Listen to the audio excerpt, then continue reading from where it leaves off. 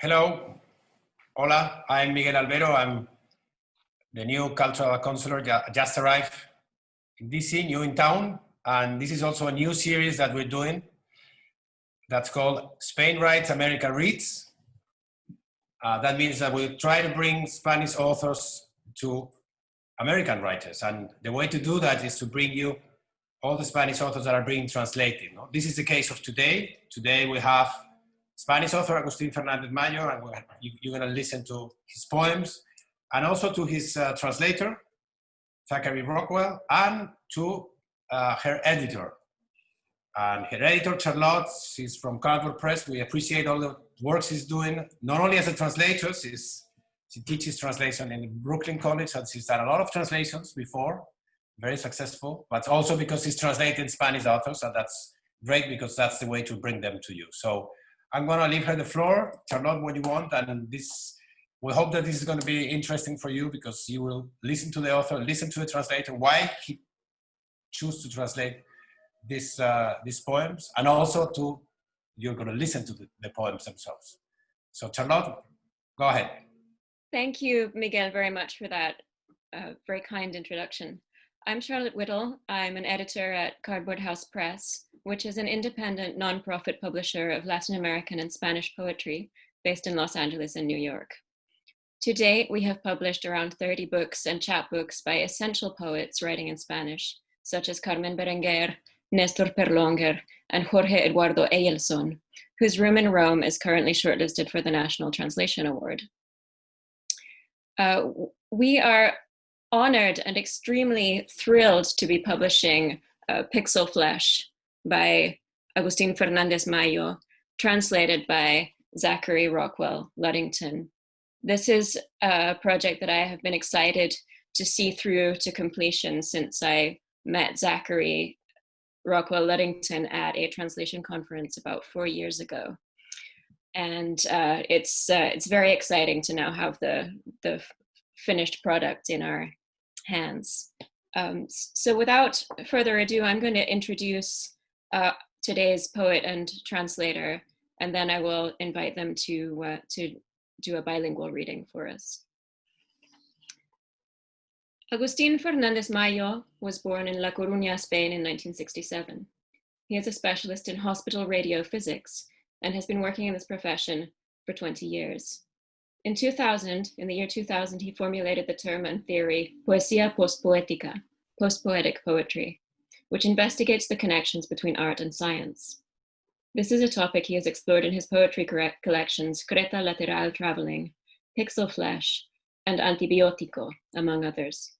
His essay, Postpoesía, hacia, nuevo paradigma, was shortlisted for the Anagrama Essay Prize in 2009, and his recent novel, Trilogía de la guerra, won the Biblioteca Breve Prize.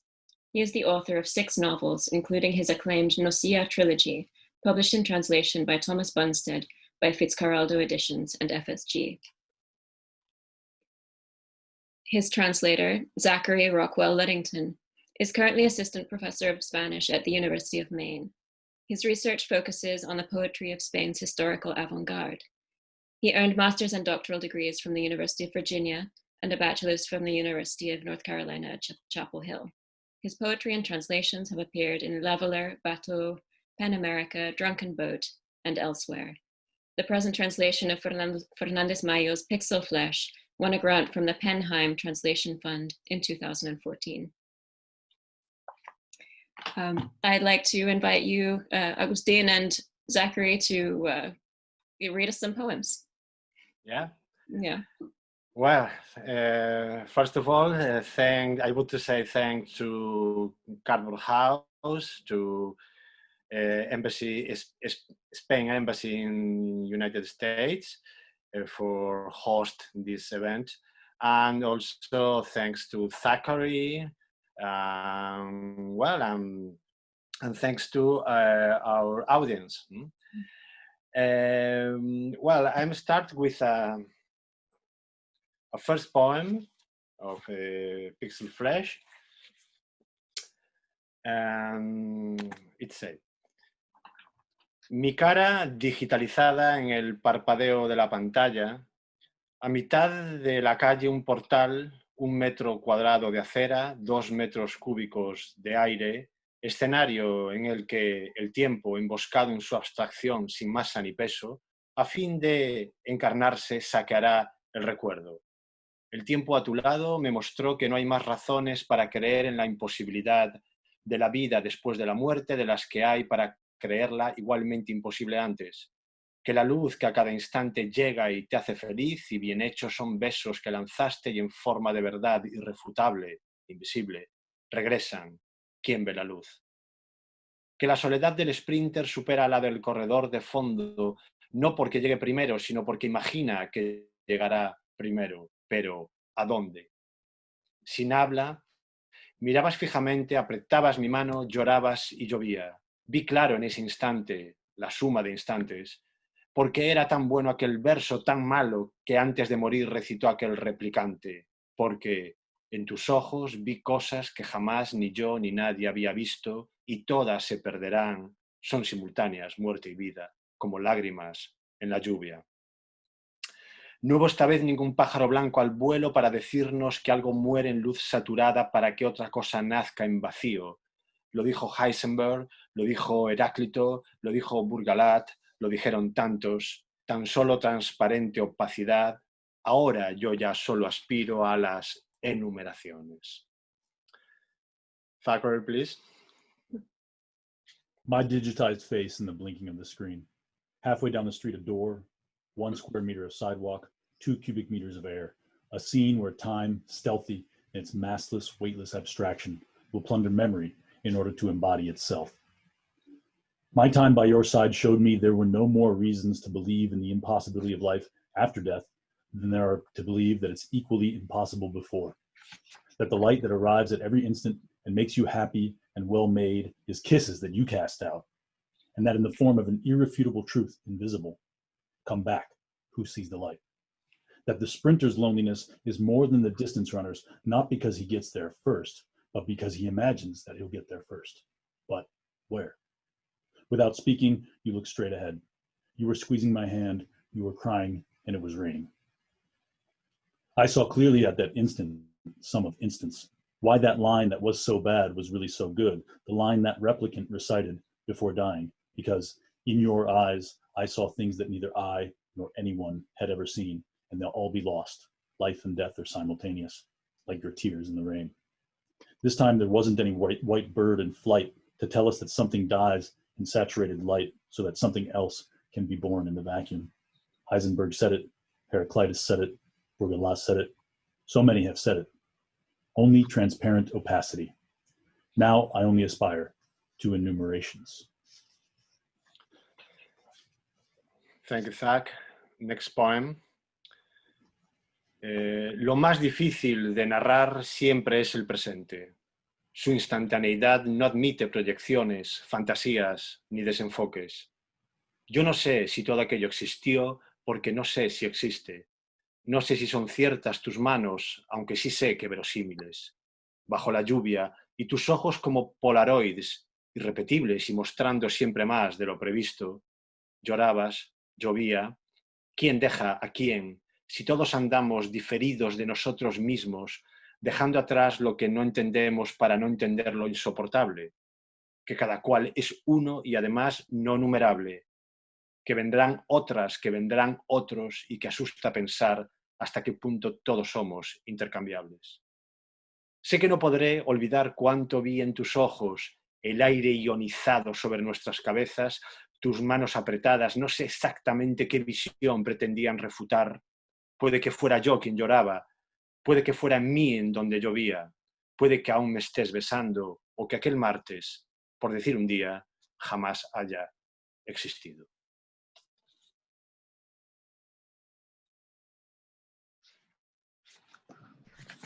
The hardest thing to narrate is always the present. Its instantaneity doesn't allow for projections, fantasies, loss of focus. I don't know if all of that existed because I don't know if it exists. I don't know if your hands are true, though I do know they're believable. In the rain, and your eyes like Polaroids, unrepeatable and revealing more than expected. You were crying. It was raining.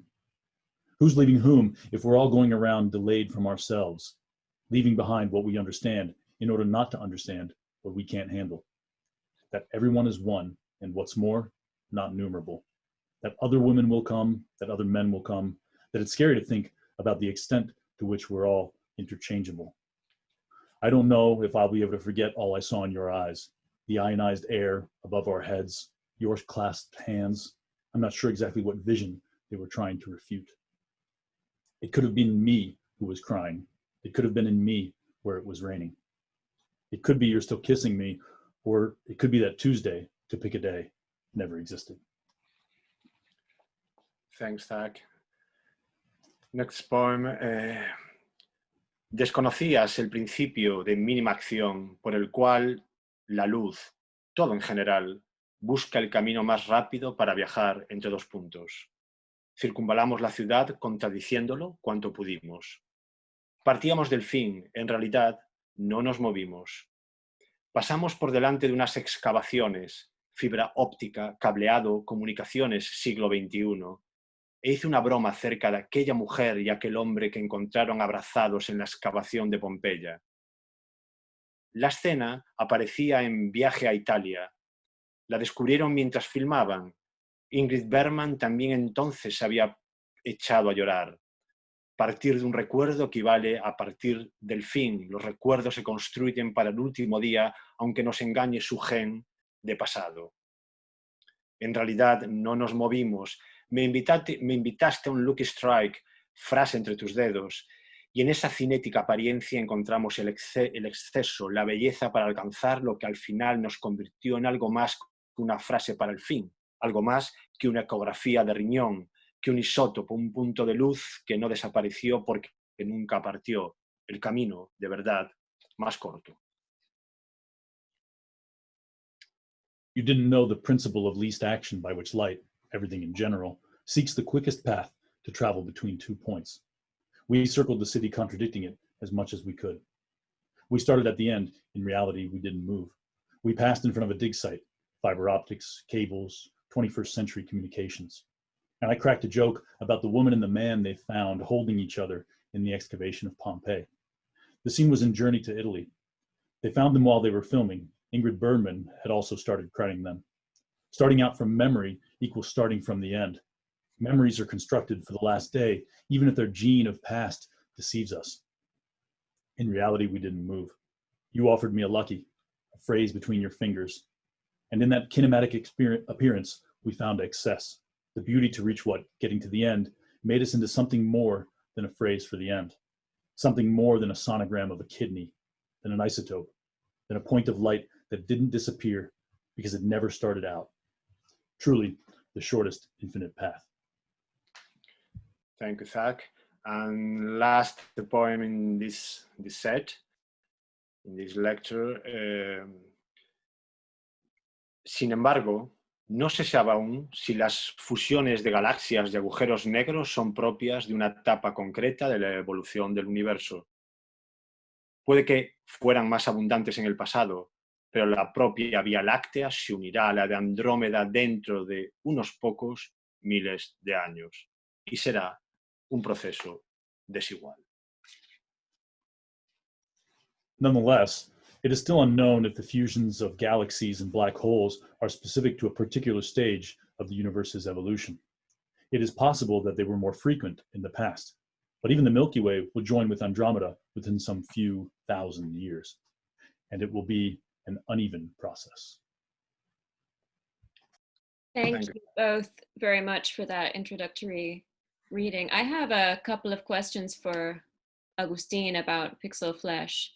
Where did the idea for Pixel Flesh come from, Agustín? And did you conceive of it as a whole book originally, or was it a longer work that grew out of something shorter, a seed, as it were?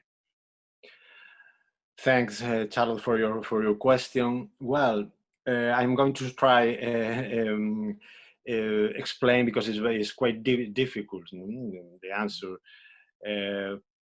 As you know, oneself never knows where inspiration comes from. but I'm going to try. This book I wrote in a few days, no more than 20 days. A long time ago, more or less in 2002. And for this reason, I mean, it was a quite intensive experience. As usual in my creative process, I never know exactly where I'm going, and I never know exactly what I'm doing.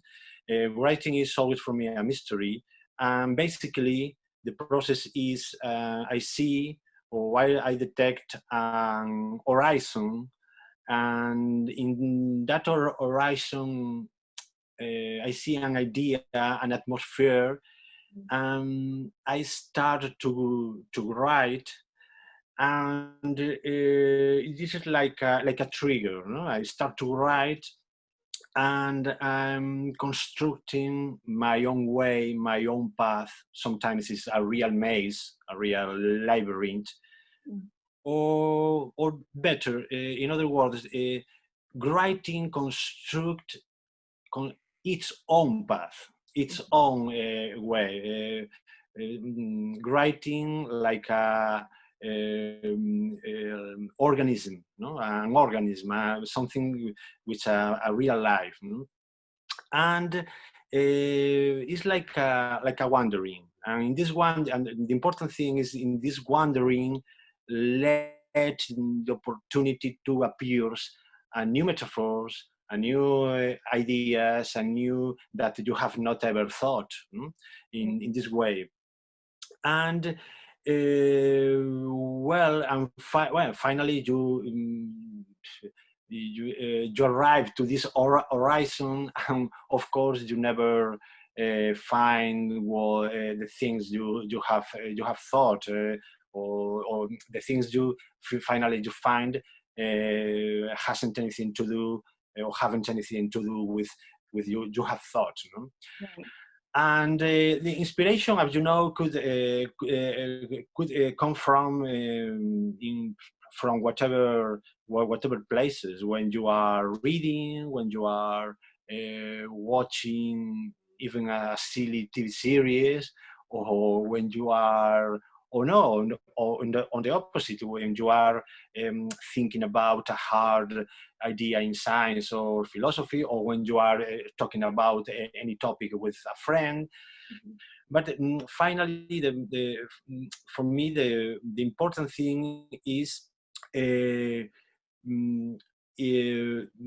poetry could appear in whatever places, and in whatever place, and in whatever situation. This is, in my opinion, thing which may make a poetry an universal theme, And well, I don't know. As you know, I don't know how I wrote Pixel Flesh, but I'm sure of one thing. Pixel Flesh is a book of poems about love, and also about the lack of love. Yeah.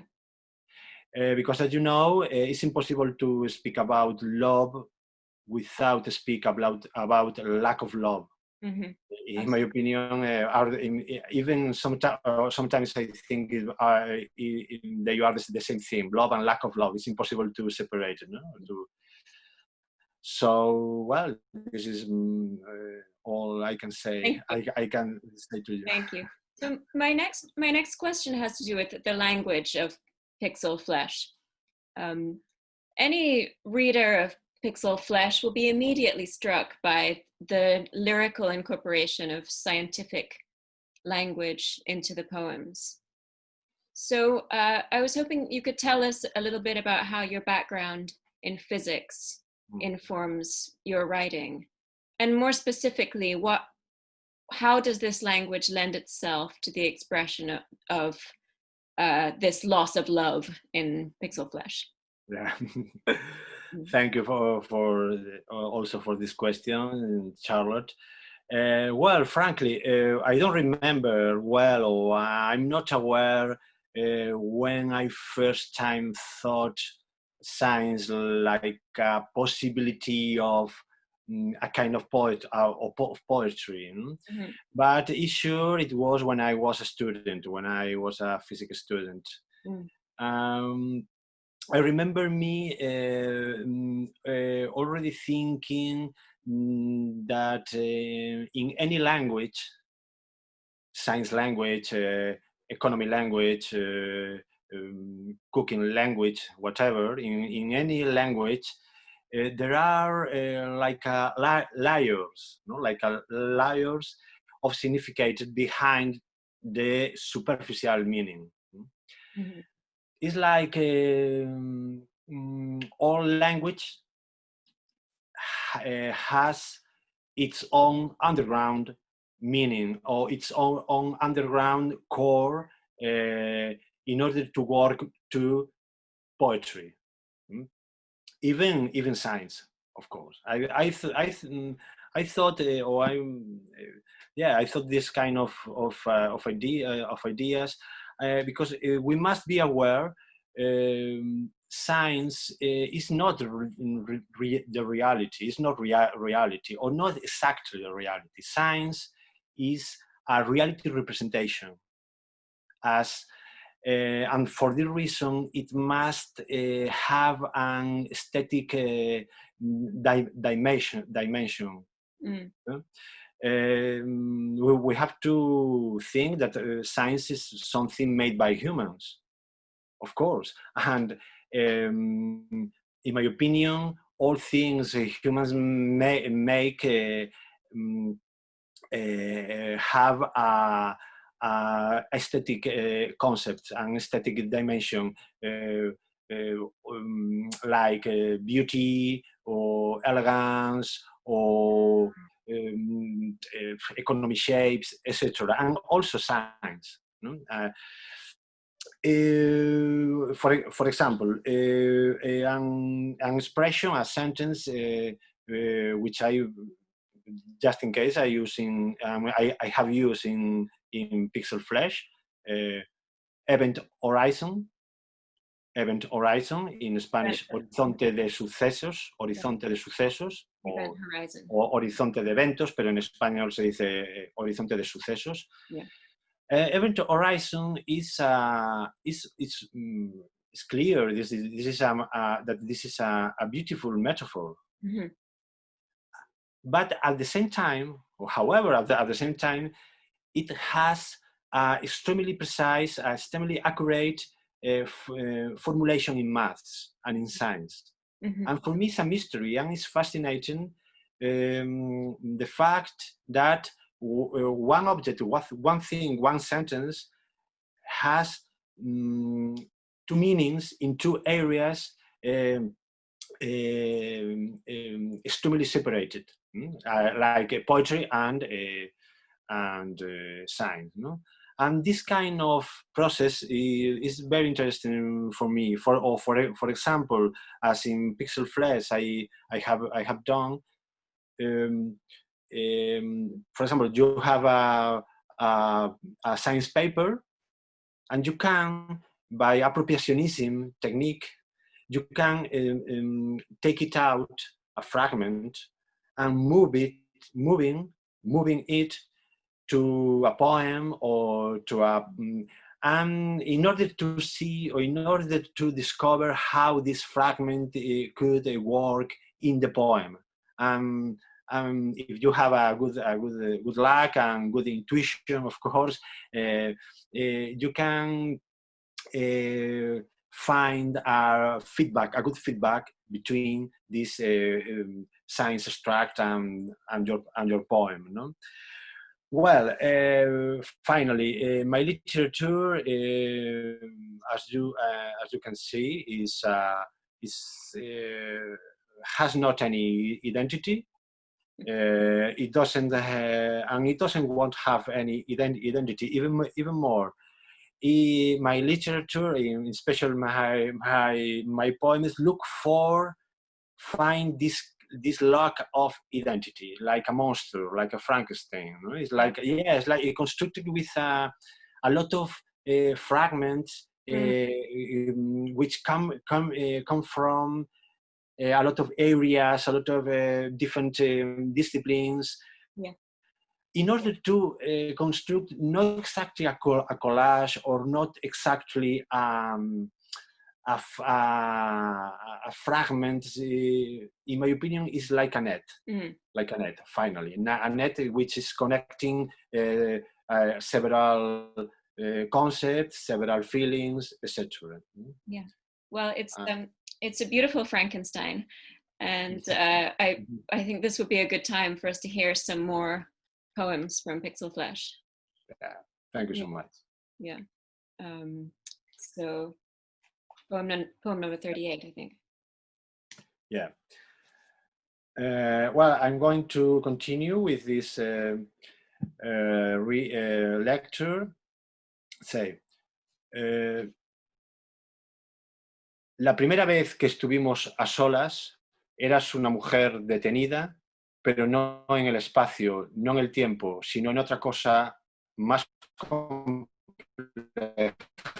que no complicada, en una de esas Inés atravesadas por haces de elegía, de miedo, por mujeres que has amado, por todas las ciudades que has circunvalado, por la música que se nos roba en la infancia y no vuelve, salvo como ruido de lo perdido, por el primer beso que se recuerda, por el último que olvidas, por la materia prima de la soledad metafísica del todo absurda, por las flores que con el tiempo te llevaría al trabajo y despuntarían al calor de tu PC, ¿quién lo diría? Sudor de circuitería. Por la definición de cuerpo a secas, conglomerado de conductos o flores según se carezca o no de amor, por el sexo que en una habitación de Italia aún nos faltaba por romper, pasada la frontera, el cabello pierde toda su memoria, por el mapa en tus manos de joven modelo retirada el primer día, tu abandono en el sofá, tu lengua de agua, y así, detenida, te fuiste haciendo agua que corrió. Yo no sé si fue lo mismo que vi en tus ojos cuando al final llorabas y llovía. The first time we were alone together, you were a woman standing still, not in space, not in time, but in something more complex, though not complicated. In one of those images crossed by streaks of bleach, of fear, by women that you've loved, by all the cities you've circled, by the music stolen from us in childhood that doesn't come back, except the way what's lost comes back in noise.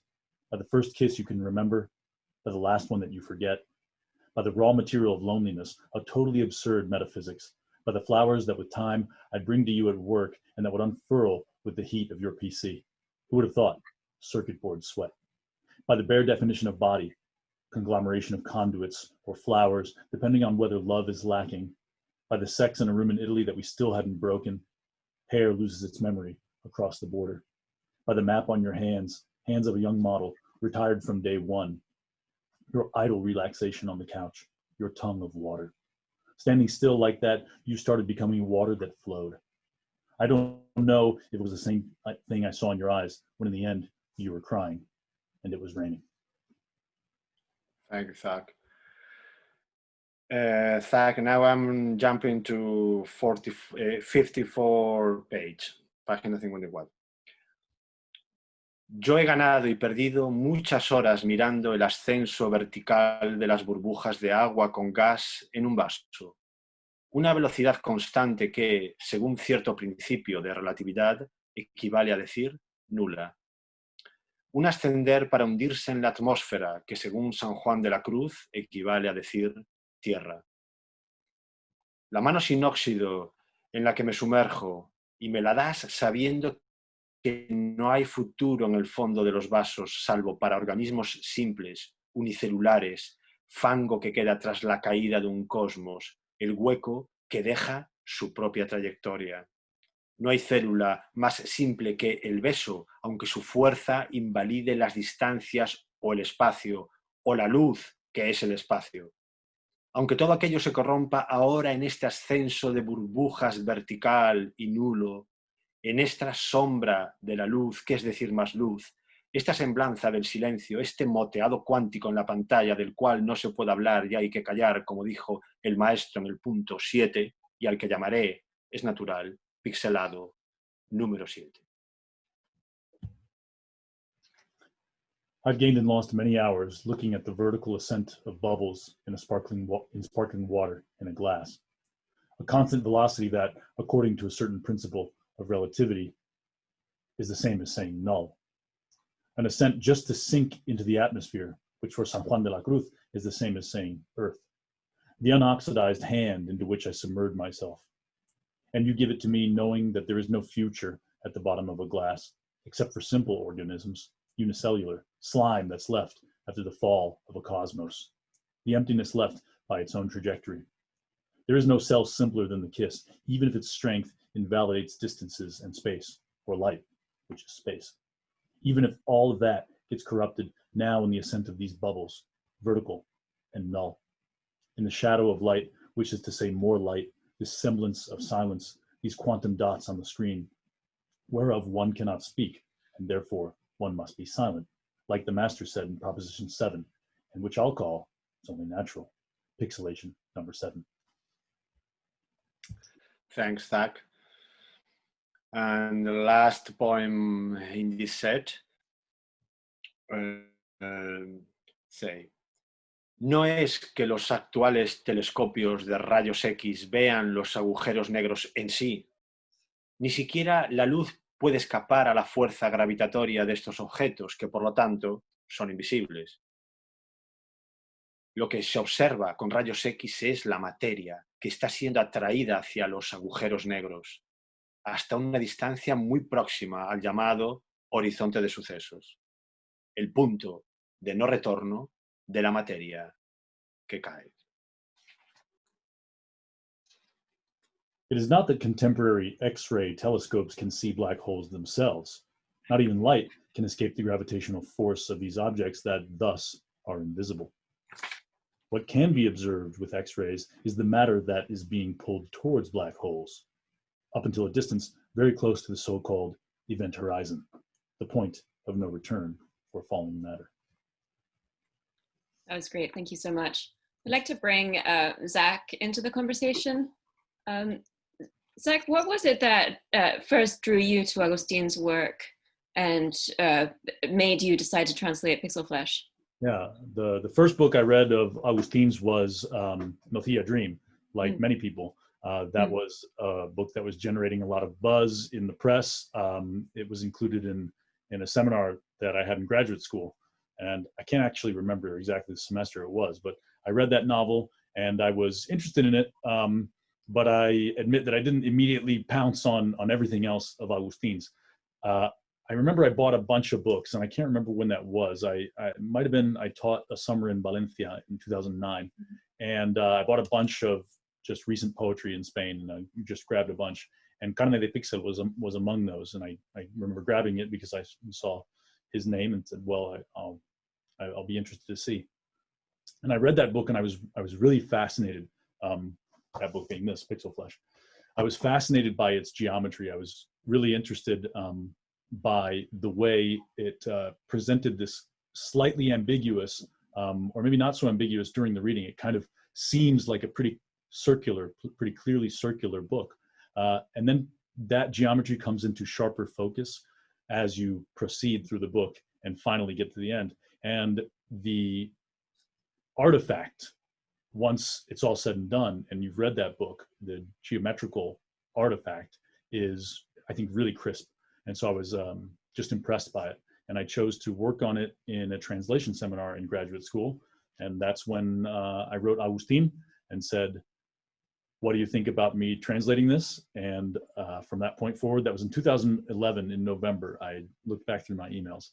And from that point forward, the last 9 years, I've been working to get this book out in print. And here it is. So I'm excited and they're very grateful to you, Charlotte, for helping. As a translator, I also know that the process that goes on behind the scenes can be epic. Yeah. What was the translation process like?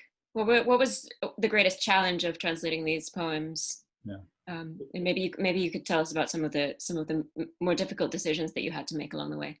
Yeah, in very practical terms in life, the most difficult part was maybe the long process of finding an outlet for it. But the actual work with the text also presented some difficulties. It's a beautiful book, but its beauty is very reserved, kind of ironic, I think. You know, Agustín reads it also, I think, with a tone that is appropriate.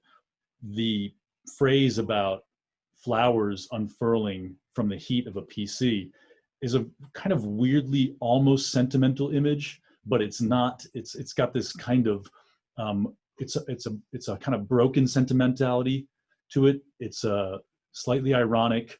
There's a little bit of humor there. Right? Got a little bit of humor, but it's very, very gray humor. It's very flat humor. And the whole book is like that. And I was really fascinated by the way the book's syntax kind of presents that flat humor. There are some odd moments in the syntax. And as a translator, that's something that, well, as a reader, you can be fascinated by those moments where the syntax is strange. The tone seems slightly ironic, winking at sentimentality, but not getting there. As a reader, that's wonderful. As a translator, it's a huge challenge because and I think most translators, are afraid a little bit when we're working that our work will be scrutinized by readers who say, this sounds odd. This doesn't sound like a natural construction. And well, what if that's the case of the original? How do you reproduce that oddness in that's, you know, central to the work's operation? How do you reproduce that in English when you're also working with the fear of getting called out for strange constructions? So that was a challenge for me. But I think that, I mean, the work you've done in this translation is incredibly crisp, and I think a lot of its success is down to those moments where you have engaged with the strangeness of the syntax and kind of resisted the temptation to flatten it out. You know. Yes, I tried to do that, and it's there are some moments. I was actually thinking about it when we were reading this. Not this last one, but before, when the character's laying on the couch and abandono, that noun in Spanish, I couldn't come up with a good noun in English to stand on its own, and I kind of had to try to come up with something that would present that sense, but I didn't have a single noun, and so I ended up doing a noun and an adjective combined to hopefully get something like abandono, which is a tough one to really get a crisp rendering of that English. Right. You can't always hew too closely to syntax. Right. Yeah. I think we have time for a closing set of poems. So shall we go ahead and hear the last selection? Agustín? Well, thank you. Thank Charlotte, and thank Zachary for your words. Are exciting to me, and thanks a lot for your work, your extremely good work. Thanks. My pleasure, of course. Honestly. Well, now I'm going to read Zach for you. Página 84. Well, la radio, una canción de The Smiths que ya entonces era vieja. Take me out tonight because I want to see people and I want to see lights. En el descapotable hacia donde el sol foguea el horizonte. Bien podría ser un cartón piedra de Las Vegas, bien podría ser la ciénaga de Manganelli o tierra bajo tierra. Como en Encadenados, me abrazas. Perdida en un bosque de resacas más ficticias que reales, me encontraste en un claro. Te detuviste a recordar cómo era la luz, su porqué, quién la creó. Dijiste que yo. Ya tus ojos eran burbujas orientadas verticalmente hacia arriba, pero el cielo no tiene horizonte, pensé, salvo ese gélido eco que nos llega del Big Bang llamado radiación de fondo. La memoria no está en la maquinaria, sino en la grasa de los relojes. Te pones el sujetador derecho. Pero el tiempo no es el mal, sino una crónica obsesión padecida por las cosas que no las deja definirse. Ambos sabíamos que la longitud de una carretera en algún mapa, solo hay que buscarlo, equivale a la combustión de un cigarro, que las películas son mentira y el horizonte el cable tenso contra el que, ignorante, aceleras. Me besas, me abrazas, ingenua tarareas con la radio, to by your side, such a heavenly way to die. Back. The Radio, a song by the Smiths that was already old then. Take me out tonight because I want to see people and I want to see lights. In the convertible towards where the sun cooks the horizon, it could easily be a papier-mâché Las Vegas, Manganelli's swamp, or an underground world. Just like in Notorious, you hugged me. You were lost in a forest of hangovers, more fictional than real, and you found me in a clearing. You paused to remember what light was like, its reason, who created it. You said I did. Your eyes by then were already compasses oriented vertically, pointing up, but the sky doesn't have a horizon. I thought, just that frigid echo that reaches us from the Big Bang called background radiation. Memory isn't in machinery, but in the grease and clocks you put on the right side of your bra. But time isn't evil, just a chronic obsession with things that won't let them define themselves. We both knew that the length of a highway on a map, you just have to look for it, equals the combustion of a cigarette. That movies aren't real and that the horizon is the tensed cable against which, unaware, you accelerate. You kiss me, you hug me, naively you hum along to the radio. To die by your side, such a heavenly way to die. Thanks, Zach. Next poem. El misterio más profundo está en la materia. Compraste unas postales sencillas, vulgares. Escribiste lo que se escribe en tal espacio programado. En torno a nosotros unas mujeres venían con la compra, turistas manoseaban chatarra, llegaba el barco Nápoles-Capri cargado de cuerpos sin sexo. Te hice una foto, botas de punta, gafas, café Saimaza. Te miraba. El camarero arrancó la cuenta de la caja registradora. Aún debes de tenerla. Verdadero poema. Lo llamaré pixelado número 0. El misterio más profundo está en la materia. Next. The deepest mystery is in matter. You bought some postcards, simple ones, tacky. You wrote what one writes in such a programmed space. Around us, some women were returning home with groceries, tourists looking through the trash on offer. The Naples Capri boat was arriving full of sexless bodies. I took a photo of you, pointy boots, sunglasses, Saimaza coffee. I was staring at you. The waiter tore the bill out of the cash register. You probably still have it. A true poem. I'll call it pixelation number 0. The deepest mystery is in matter. Thanks, Zach. And now the last poem of this lecture and the last poem of the book also. It's a short poem and it's extremely sentimental for me and very important for me, this poem. Well, metálicos en un jardín botánico, extraños a ese paquete de luz desleída por ambos, no venía del horizonte, cada vez más lejos de esa única tangente que es al fin arena en un colchón o epidermis vacía. Así venía diciendo, metálicos en un jardín botánico, circunvalamos una elipse de 2 centros. Solo eso, 2 centros.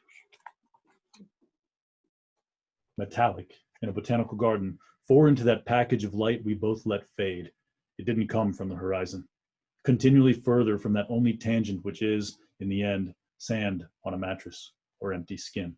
So, as I was saying, metallic in a botanical garden, we circled an ellipse with 2 centers.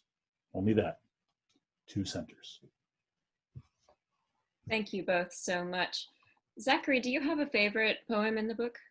Yeah, I kind of think that last one is my favorite often, because that's the one that really reveals the geometry of the book's general, I said mechanism before, and it really is. And E. E. Cummings used to talk about poems as machines, and this book really works that way. It's a machine that gives a result. It's kind of like a Rube Goldberg, where it's doing all these things and they're kind of strange motions. At the end, you see how it clicks into place. But one of my favorites, though, is the one with, it's on page 25 in the book, where, it's these wonderful little lines that just are these perfect, crisp images playing with really well-known cultural reference when the speaker's talking about his lover, and he says, promiscuous, sweet, naive. In summary, A.H. in front of Tiffany's having a hangover with diamonds for breakfast. I think that's beautiful. A.H. we know is Audrey Hepburn. Everyone kind of recognizes that A.H. must be Audrey Hepburn when you hear Tiffany's, but having a hangover with diamonds for breakfast is such an unusual and funny and slightly melancholic image. Lots of great moments like that, that kind of, as Agustín was saying, pull something out of context, Hepburn, and juxtapose it with something else, and you get these new weird resonances. You're in that sweet place for a translator of still loving the book very much when you finish translating it. Well, I mean, luckily I finished my first draft of it, was finished probably 7 years ago. So yeah, I never hated it though. There was never a moment I hated the book. No, how could you? My last question for Agustín is, what is it like to read a translation of your own work? Well, this is extremely odd for me, always. Not precisely in this book, but in all translations of my books. This is extremely strange, because I realized, is when you realize that translation is a new book. All translation of the book is a new book. It's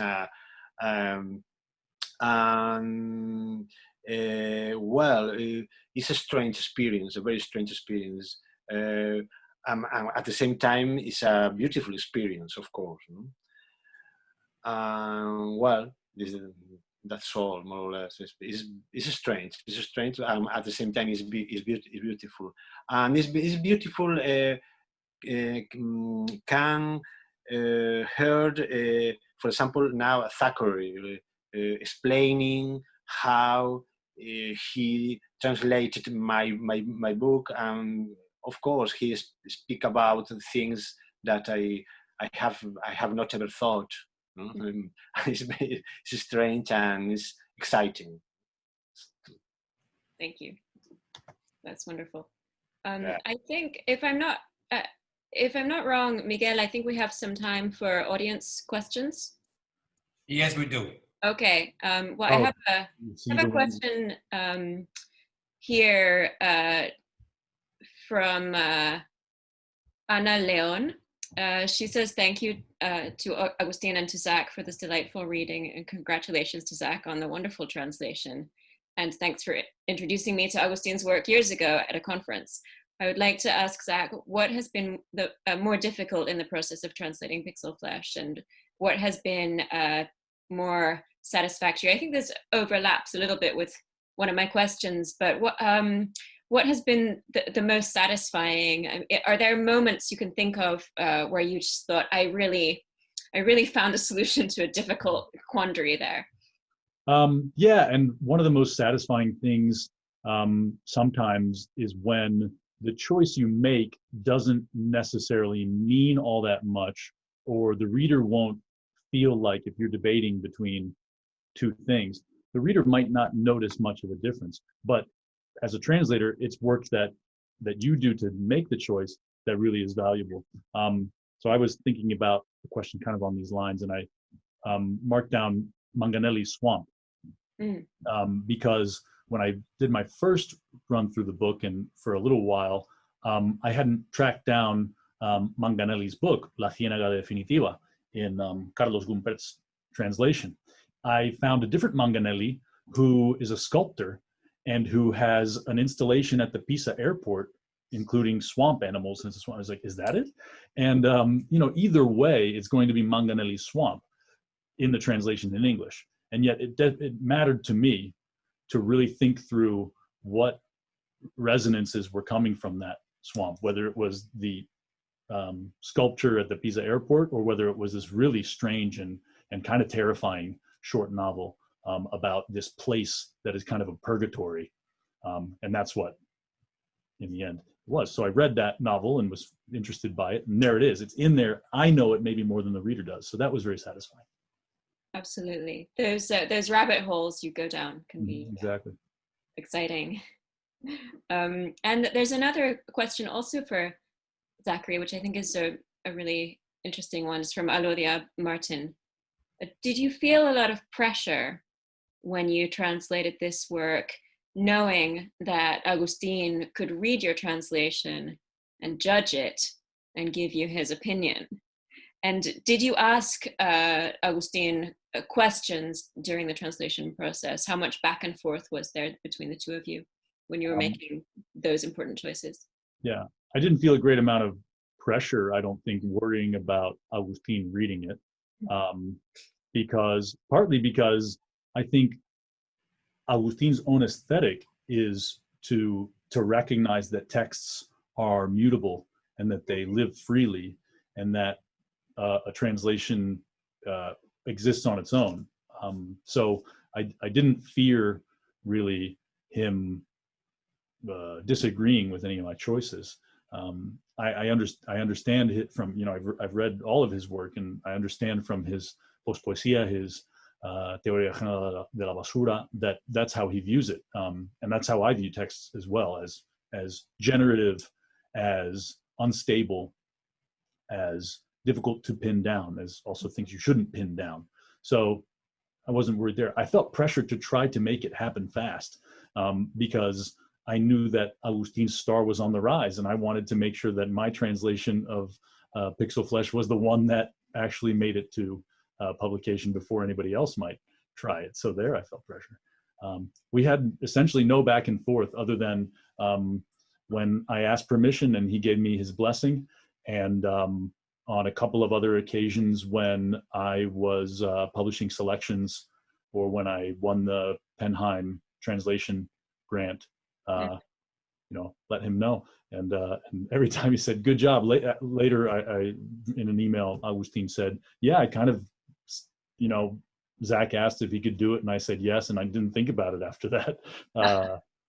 And now here we are, right?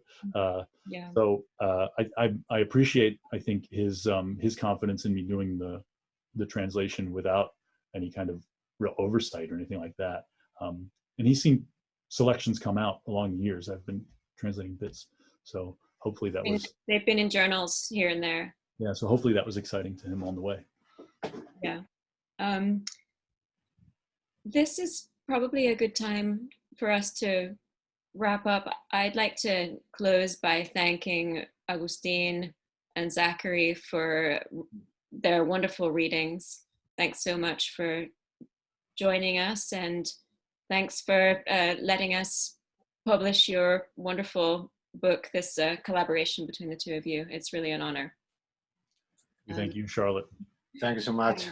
And I'd also like to thank Miguel and the Cultural Department of the Spanish Embassy for inviting us to open this wonderful series. I'm really looking forward to the next installment of Spain Writes, America Reads with Sara Mesa, and I believe her translator too.